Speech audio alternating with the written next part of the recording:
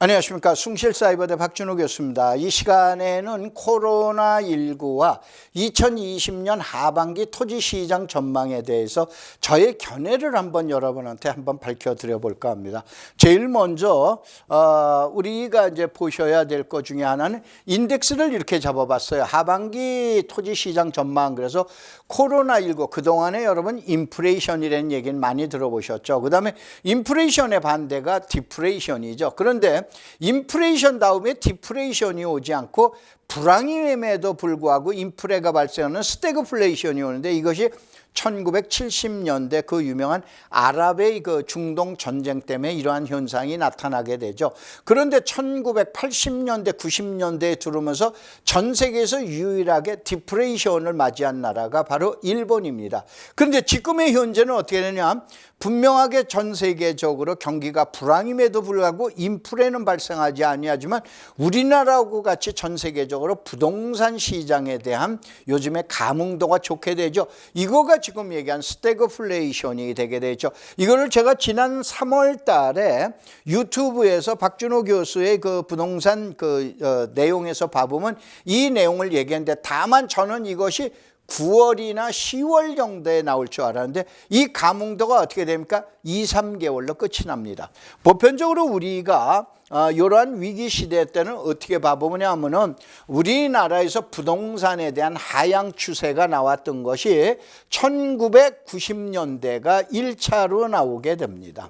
그 다음에 여러분 IMF라 우리는 1998년도가 2차가 이제 부동산 하락기가 나오고 이건 이제 주택시장을 얘기하는 거예요. 그 다음에 2008년도가 3차가 나오게 됩니다. 이것이 글로벌 리스크다라고는 이때 나오게 되고 그 다음에 어떻게 됩니까? 2020년이 돼 있는 요즘의 코로나 부동산에 의한 이것이 4차의 부동산에 대한 하락 시점이 나타나게 되죠. 그런데 이때 IMF 때는 어떻게 되냐면 6개월 정도만 지금 위험 측면이 있었던 거죠. 그런데 그 이후에 가서는 이때 시점이 2008년도에 가서는 글로벌 리스크 때는 타이밍이 컸습니다. 그래서 약 4년 정도의 그 시차를 두고 부동산의 하락점이 나오게 되죠. 이러기 때문에 저도 어떻게 되냐면 약 9월이나 10월 달 정도 되면은 이 코로나에 대한 위기가 끝나지 아니하는가라고 그랬는데 여러분 오늘 제가 전문가를 한번 만들어 드려 봐 보겠습니다. 우선은 제일 먼저 여러분들이 저 전문가가 된다라고 그런다면 이렇게 보시면 돼요. 자, 이게 이제 겁주는 시점이 있고 터지는 시점이 있고 대안의 시점이 있어요.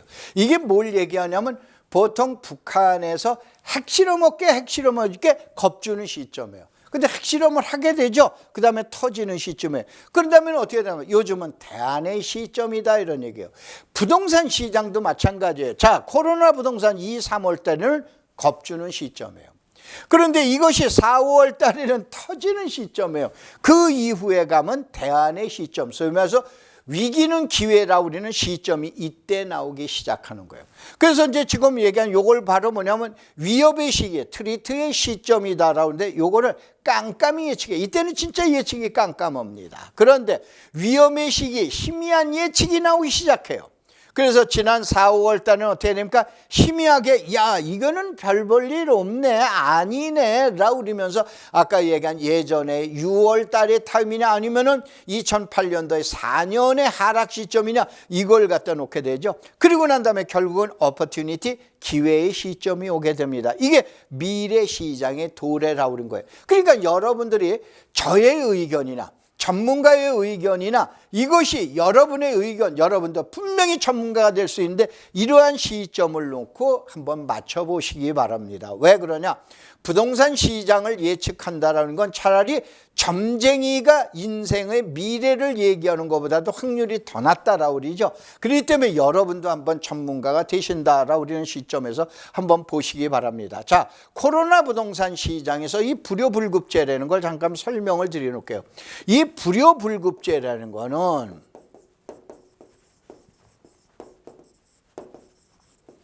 이거는 뭐냐면 필요한 것 같으면서도 필요치 아니하고 급한 것 같으면서도 급하지 아니한 거 이것이 지금 얘기하는 불효불급제라고 합니다. 자, 여러분 잘 아시죠? 부동산이라는 건 소득의 증대, 쏘면서 경제 성장을 먹고 자라나는 동물이라고 얘기합니다. 그러면 이러한 그 부동산 시장이라는 건 경제 성장이 일어나게 되는데, 자, 1950년대, 60년대, 70년대, 30년 동안 전 세계 물가의 우승국이 독일이라고 합니다. 근데 독일의 물가가 상승하는 시점이 만약에 10이다라고 그러면 부동산은 그거에 대한 3배, 약 30% 정도가 더 올랐다 이런 얘기예요. 그러니까 부동산을 가지고 경제 성장이 10이다라고 그러면은 부동산은 30이라는 숫자를 가지고 올랐다라고 합니다. 이게 바로 경제 성장을 먹고 사는 그러한 그 내용이라고 보시면 돼요. 그런데 이게 뭐냐면, 자, 부동산이 좋을 때는 어떻게 됩니까? 덤벼들지 말아라, 분양받지 말아라 그러죠. 너도 나도 덤벼들죠. 근데 경기가 나쁘다. 지난번에 2008년도 글로벌 리스크 때 겪어보셨죠? 이것저것 각종 혜택을 줘도 나는 집안사. 그때 유명한 게 뭡니까? 하우스 푸어라 우리는 집 가진 거지라 우리는 그런 내용이 나왔죠. 이게 바로 제일 대표적인 불효불급제. 뭐냐면은, 자, 부동산 시장이 개수 가지고, 예측이 개수 가지고 맞냐? 그게 아니다 이거. 이게 바로 불효불급제라고 하는 심리전이 강한 이러한 요소가 바로 부동산에 대한 재화이기 때문에 이러한 설명을 드려놓은 겁니다. 그래서 시장이 좋을 때는 누구나도 저 전문가가 되지만, 이때 또 시장이 나쁘다라면 막가파가 또 나타나기 시작합니다. 이것이 이제 부동산 시장의 특성이다라고 이렇게 이제 보시면 되세요. 자, 그 다음에 코로나 시대 부동산은 토지하고 건물의 시장 속성. 지금 얘기한 대로 부동산 시장의 시장 속성이 있는데, 이 속성이 무엇인가를 알아야 이제 2020년 하반기 토지 시장, 저의 견해를 발전될 때, 아, 그 말은 맞아, 아니야, 그 말은 나는 이렇게 생각을 해. 이것이 여러분의 판단 능력이 생기는 거죠. 제가 전지전능한 사람은 아니기 때문에. 그래서 이걸 한번 보세요. 가장 큰 문제는, 변수는 결국은 경제적인 문제예요. 결코 자유로울 수 없는 것이 지금 경제 문제에서는, 그러니까 소득의 향상이라고 우리는 것이 일어나야 부동산 가격의 상황이 좋다라고 우리 내용으로 보셔라 이런 얘기예요. 그런데 여기서 불효불급제는 오를 때는 급하게 너도 나도 덤벼들고, 또 떨어질 때는 어떻게 됩니까? 다 그냥 간단하게 하면 그냥 가져라 그래도 안 갖게 되죠. 제일 대표적인 게 IMF 때는 1998년도에 등기비만 내놓고 가져가라 그래도 안 가져가게 됩니다. 자, 이렇게 나오는데, 우리 이제 그 부동산학과에 있는 이제 교수들이 학계 모임이나 이런 때, 세미나나 이런 때 되면 모여서 식사하다가 우스갯소리를 그립니다. 자, 부동산 시장을 예측을 할 때 우상향, 오른다라고 얘기하면 80%는 맞춘다 이런 얘기예요. 떨어져 그러면 확률은 20-30%뿐이 안 된다. 그렇기 때문에 우스갯소리로 그립니다.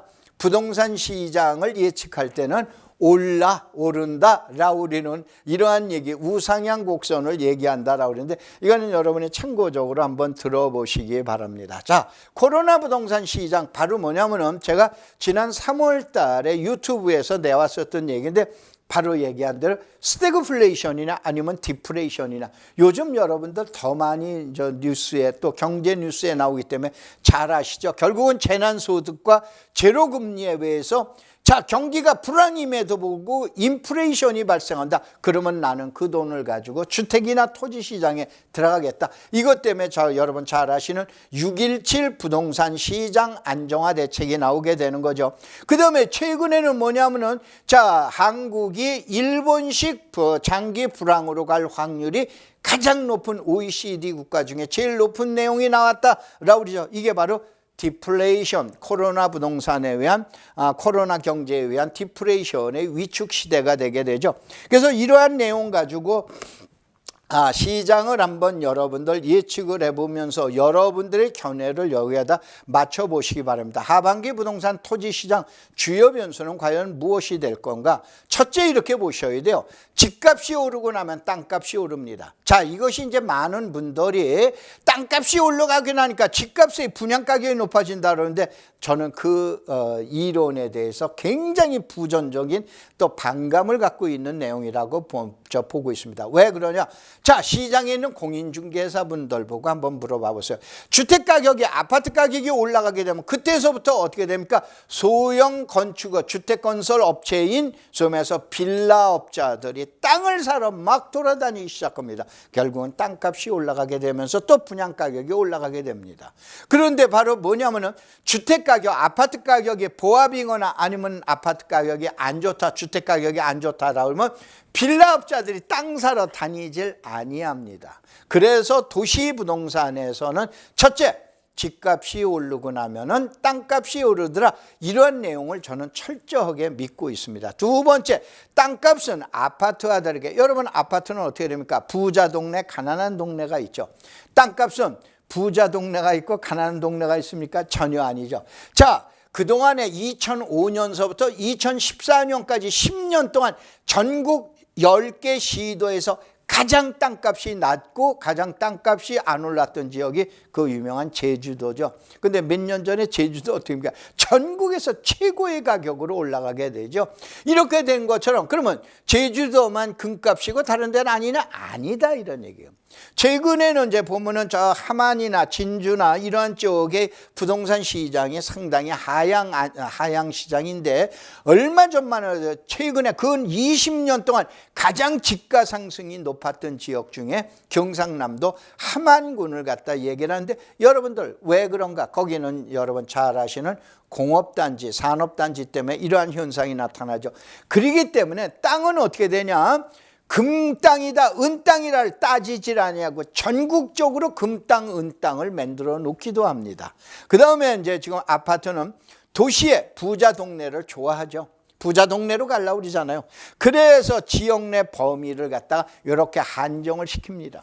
그런데 부자 동네 축복을 또 내리게 되죠. 그러니까 계속적으로 부자 동네에 집값만 올라가게 되지만은 토지라고 하는 건 어떻게 돼? 금땅, 은땅을 안 나니까 자 시골의 변들이 간단하게 얘기하면 우스갯소리로 지리산 산꼭대기나 아니면 저 민통선에 지뢰밭이 숨어있는, 지뢰밭이 묻혀있는 이러한 땅에도 소위 말해서 축복을 내리기도 하더라, 이런 얘기예요. 그래서 땅을 보기가 힘든 거죠.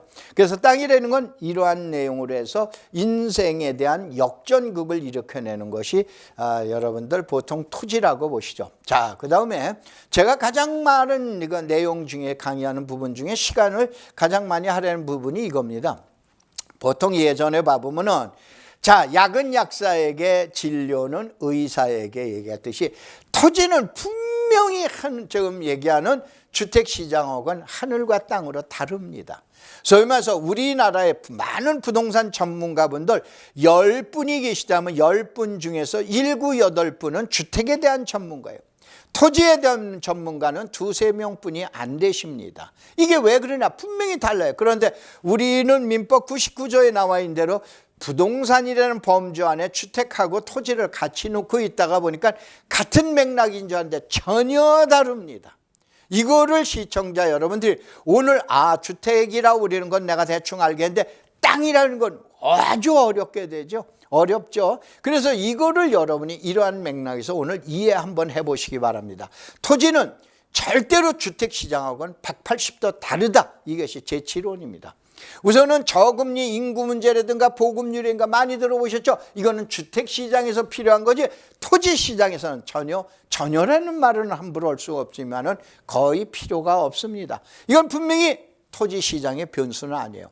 토지는 땅값이 먼저 오를까 집값이 먼저 오를까 해서 분명히 집값이 먼저 오르게 되면은 토지 가격이 오른다라고 하는 그러한 시장의 속성을 잘 이해하시고, 자, 토지를 어렵다고 하는데 이런 토지 속성 때문인데 토지는 게릴라전이에요. 국소적으로 여기 이러한 땅값이 올라가게 돼요. 이것이 어떻게 되냐? 전면전으로 벌어지게 됩니다. 근데 주택시장은 그게 아니에요. 지역전이에요. 예를 들어서 어느 동네 일대 이라고 그러면서 바로 지역전으로 벌어지게 된다, 이런 얘기예요. 그래서 바로 토지와 주택시장은 다르게 보는데 바로 뭐냐면 이제는 새로운 부동산 시장의 패러다임으로 토지시장을 한번 봐보자, 이런 얘기예요. 그래서 요거를 제가 정리를 해놨어요. 한번 보시기 바랍니다. 주택시장은 집이 먼저 오른다. 그 다음에 땅이 오르더라. 그 다음에 집은 금수저, 은수저를 따지지만 땅은 금땅, 은땅을 안 따진다. 그 다음에 집은 경제 등 개수를 좋아하지만 땅은 정책을 좋아하죠. 땅은 상당히 정책을 먹고 산다고 그렇게 보셔야 돼요. 집은 국지전이 주특기지만 땅은 게릴라전이 주특기더라. 그 다음에 집은 불경기를 좋아하는, 이건 뭐 여러분들 공인중개사분들이 보통 시험 보기 위해서 부동산학 개론을 보면 다 나와 있죠. 집은 불경기 때 보편적으로 좋지만은 상업용 경기와 또 그 다음에 공장용 경기, 이거는 경기가 좋을 때, 그러니까 토지시장도 경기가 좋을 때를 좋아한다라고 그러는 얘기예요. 그 다음에 집은 반응도와 감응도가 굉장히 빠릅니다. 그런데 감응도, 반응이 느린 것이 바로 토지시장이죠. 그래서 가장 큰 특징은 주택은 국지전, 땅은 게릴라전. 그 다음에 또 하나는 주택은 금집, 은집을 따지지만 땅은 금땅, 은땅을 따지지 아니한다. 그래서 간단하게 하면 지리산 산기슭에서도 인생 역전이 되고, 민통선에 그 유명한 지뢰가 숨어져 있는 그 DMZ에 있는 땅도 인생 역전이 될 수 있다라고 우리는 것이 토지시장이라고 여러분이 보시기 바랍니다. 자, 토지시장에 관심 있게 봐야 될 이제는 뭐냐면 서서히 토지시장의 전망으로 들어가기 전에 그 요소를 한번 봐야 되죠. 그 요인이 뭐가 있냐? 코로나 이후 주택시장 어떻게 움직일 건가? 계속적으로 더 움직일 거냐? 이거 집가에 분명히 영향을 준다 이런 얘기예요. 그 다음에 국민 재난소득이 시장에 풀리면서 시장의 감응도는 또 어떻게 될 건가? 그 다음에 48조라 우리는 돈이 토지에 대한 보상금으로 나오게 되죠. 우리나라 1년 예산의 10%입니다. 그 다음에 사상 가장 강력한 6.17 부동산 시장 안정화 대책에 의해서 이때 주택시장을 어떻게 지금 얘기한 영향을 줄 것인가. 그 다음에 불황기에 디플레가 겹치면 토지시장에는 어떤 영향, 이러한 것들은 소위 말해서 네가티브, 마이너스에 대한 요소죠. 그 다음에 1200조의 유동성 자금은 과연 토지시장으로도 몰려들 것인가, 이러한 내용이 지금 얘기하는 하반기 토지시장의 요소를 판가름할 수 있는 요인이라고 보셔야 되죠. 자, 코로나와 땅값 이슈는 그러면 무엇이 있나 보자고요. 1순위는 첫째, 교통망이 최고입니다. 이 교통망에 GTX, 세종고속도로, 제2외곽, 도시철도 연장선, 동서고속철도, 아니면 김제에서 전주까지 가는 새만금 고속철도, 그 다음에 지금 대구를 순환으로 하는 외곽순환철도, 그 다음에 고속도로, 이러한 문제들이 이제 지금 얘기한 시장의 변수가 되죠. 교통 호재에 의해서 음지가 양지로 튀어나오는 것이 바로 토지 시장이다. 그래서 여기에는 용인, 포천, 안성, 안산, 광명, 당진, 김제, 동서고속철도, 춘천서부터 속초 구간, 그 다음에 대구 외곽도, 그 다음에 요즘에 울릉도에 또 비행장 생긴다니까 울릉도 땅값도 장난이 아니게 또 올라가 있죠. 그래서 이러한 내용을 갖다가 보셔야 되시는 거예요. 울릉도에 집 갖고 있다라고 그래가지고 저게 금집, 은집이 되는 건 아니지만 저게 금땅, 은땅으로 나오게 된다라고 그런 걸 여러분이 이제 이해를 하시게 되죠. 그래서 요에 대한 내용 부분은 추후에 여러분들 별개로 설명드릴 때 한번 여러분에게 해설해 드리겠습니다. 그 다음에 보상금이 약 48조라고 그랬죠. 이번에 여러분들 왕숙 신도시 남양주에서만 나오는 것만 약 4조 8천억, 5조라 우리는 돈이에요.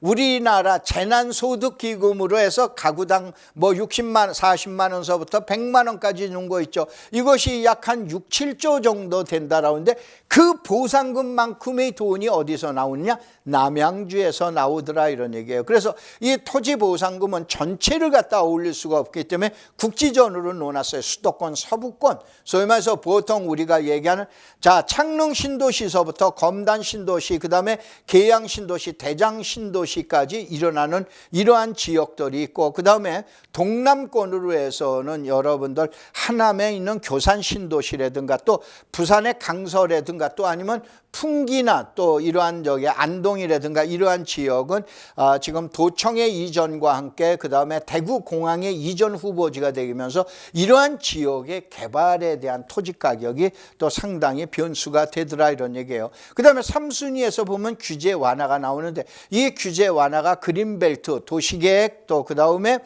제로금리 시대, 또 금리에 대한 방어 현상, 인플레이션에 대한 방어 현상으로 해서 이러한 게 나오게 되죠. 그 다음에 이렇게 되다 보니까 수도권 그린벨트, 그 다음에 부산의 강서, 그 다음에 장기 밀집형 도시계획 시설이 이달 말인 6월 30일, 30날짜로 끝나고 7월 1일서부터 요즘에 가장 많이 해제가 되고 있고, 그 다음에 실시 계획이 나오게 되죠. 이러한 상황하고, 그 다음에 이것이 결국은 전국 토지에 대한 긍정적인 효과로 나타날 거로 봅니다. 그 다음에 우리가 보통 많이 하는 인구 집중 유발 시설이란 산업단지라든가 또 아니면은 휴양이나 관광단지, 소위 말해서 코로나 부동산 내외에서 이제는 어떻게 되냐, 청정 지역을 상당히 선호한 현상이 뚜렷하게 나타나고 있죠. 그러다 보니까 화성 평택이라든가 서해안이라든가 부산 서부권이라든가 서구라든가 청주라든가 동남 산단이라든가 기타의 청정 지역이 이제 그 부동산에 대한 대책으로서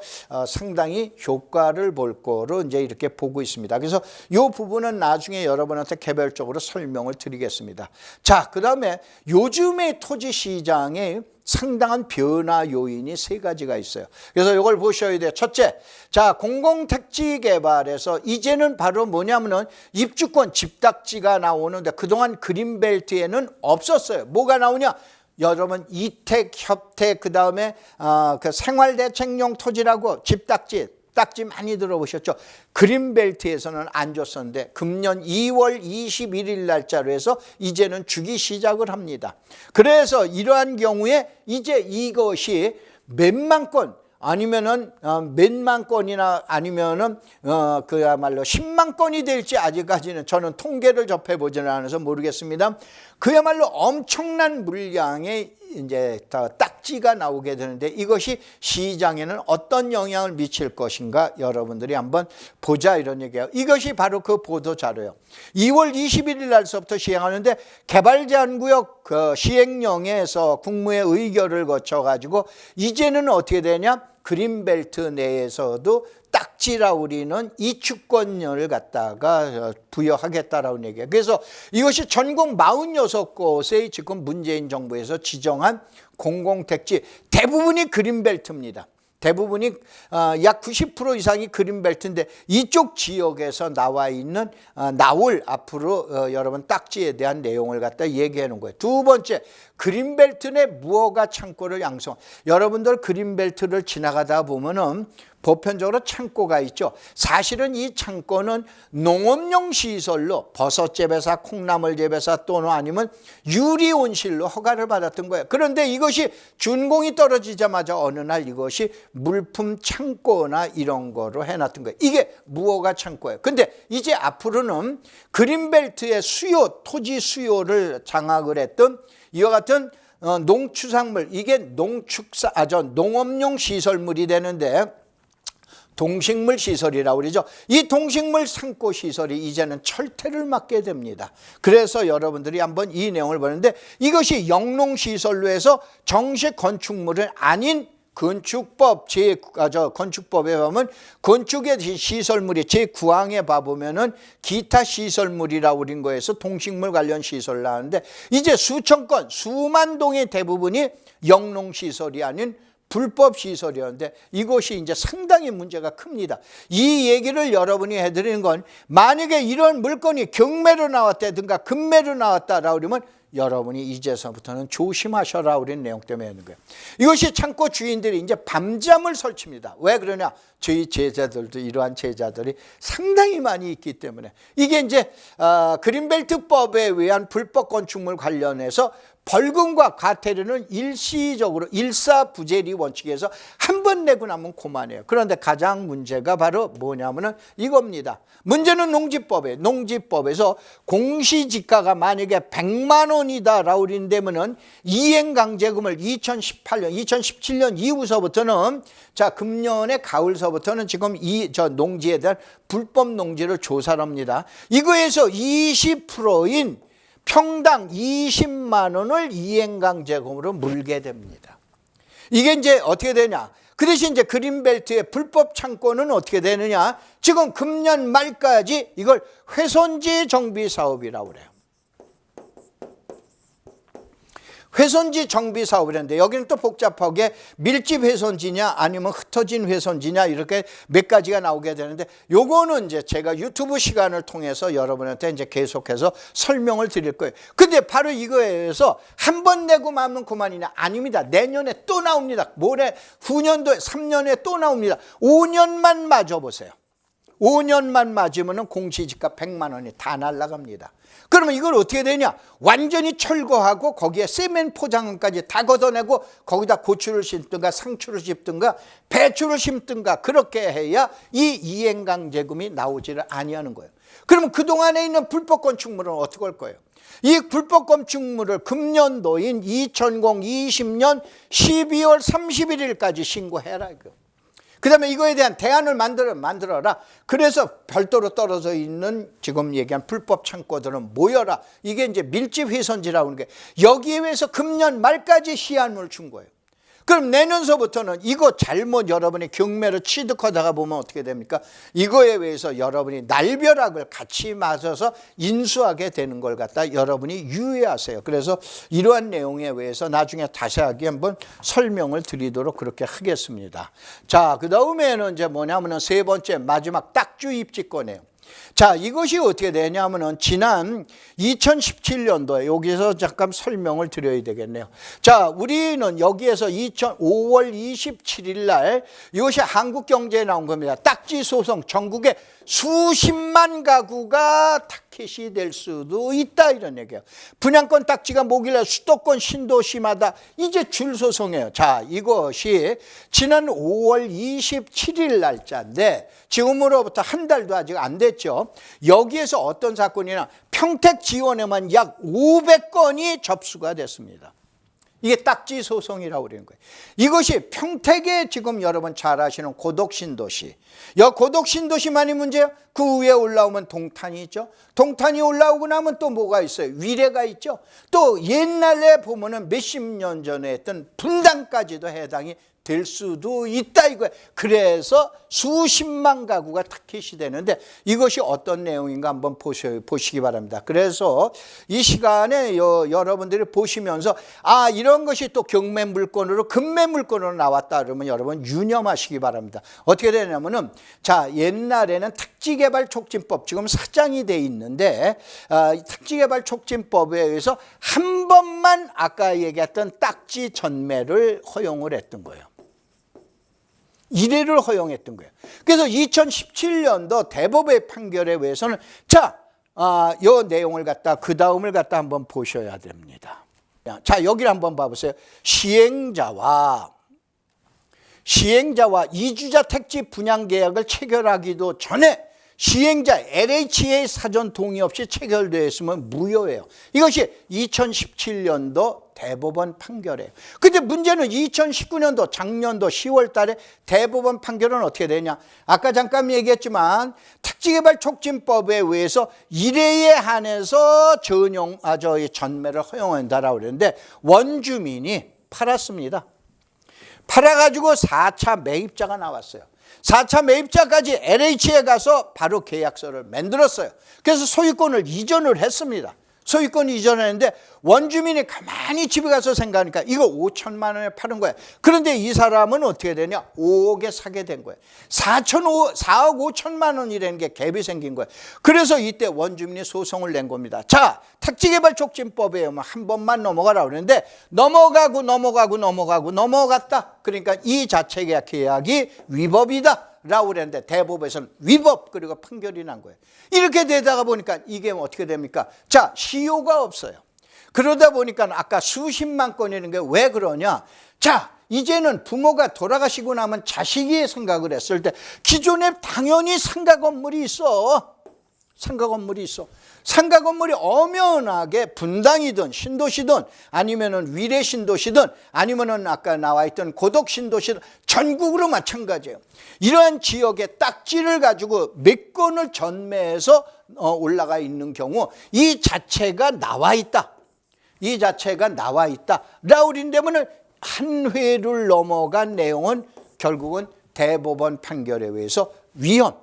그러니까 계약이 무효가 되더라 이런. 그러면 지금 현재 어떤 내용까지 나오냐? 평택 지원에서는 일부 그 변호사들이 소송을 제기할 때는 자, 이것이 3번 건너갔다. 3번 건너면 철거 소송서부터 먼저 제기하고 토지에 대한 지금 얘기한 전매에 대한 위헌 판결, 무효 판결을 소송을 제기하고 있는 거예요.